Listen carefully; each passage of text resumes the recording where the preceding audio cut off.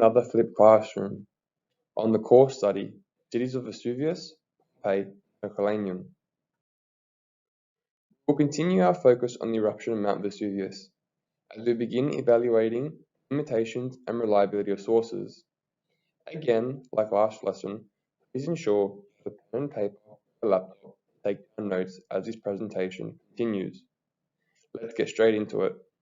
Focus today will be on the comparative analysis of two letters detailing the accounts of Pliny the Younger, as seen here in the image. The most celebrated account of the eruption of Vesuvius in 79 AD is to be found in the two letters written by Pliny the Younger, the great Roman historian Tacitus. It is the only eyewitness account of the disaster. However, he mentions neither Pompeii or Herculaneum, and Pliny, who viewed the phenomenon, was 32 kilometers away when he wrote the account of what he saw after a space of 25 years, relying on his memory. Furthermore, his account was not meant to be a vocalogist report, but rather to commemorate his uncle's death and to establish him as a hero. On the day of the eruption, the Younger was his uncle, the elder, at Misenum, as seen in the image here, on the edge of the bay in Naples. He was the commander of the Roman naval fleet that was stationed there. After the first eruption, Pliny the Elder had taken his ship across the bay from Misenum to see firsthand what had happened, and to rescue a woman by the name of Rosita, possibly at Herculaneum. He was unable to land there and continued to Stabi, follow the map. He managed to land and meet a friend by the name of Plinius. Not panicked by the situation, he spent the night at his house and dined. In the morning, Pliny made his way down to the ocean, attempting to flee the area and to death. Two letters Pliny the Younger wrote focused on his own movements during the 2 hours following the eruption, giving an account of his uncle's missions, made known to him, presumably by those who were with his uncle, and survived. Tacitus, who was working on a history of the period, asked for an account of the circumstances in which Pliny's uncle had died during the eruption. Unfortunately, we do not know how Tacitus used the information. The section of his histories that was covered this period has not survived. As stated previously, Tacitus's writing on the period perished, and therefore he was writing to Pliny the Younger to retract the testament of events as to what had occurred to his uncle.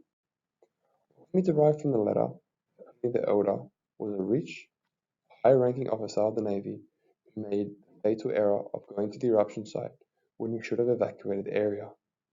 Unfortunately, this decision led to his death, meaning the account given by Pliny the Younger of his uncle has come from someone who was with him on the voyage.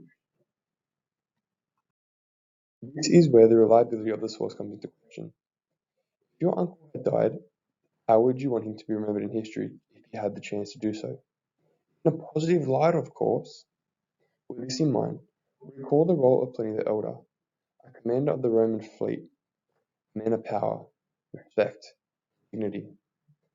As a survivor, how would you speak about the events that just occurred? You could be punished for deserting Pliny the Elder.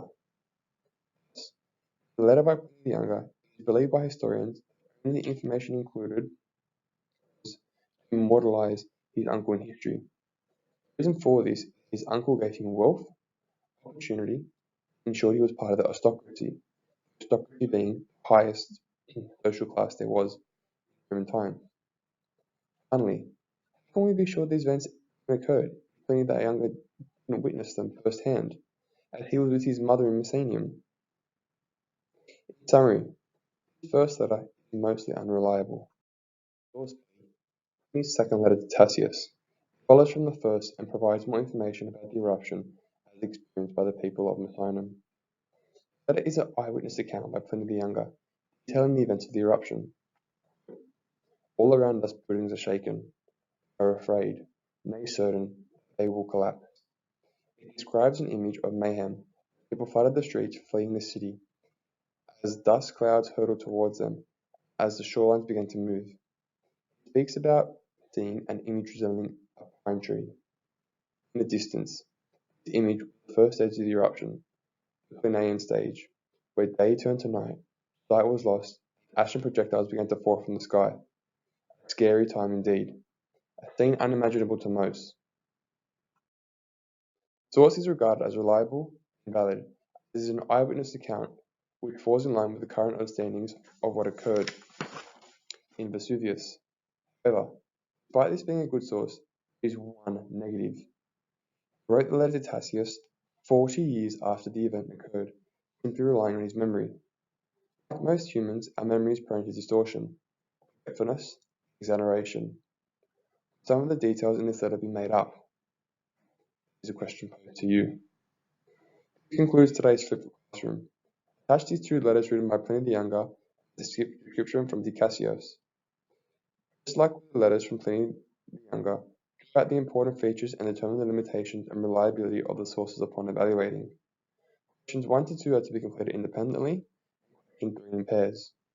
If you have any questions, please let me know in class.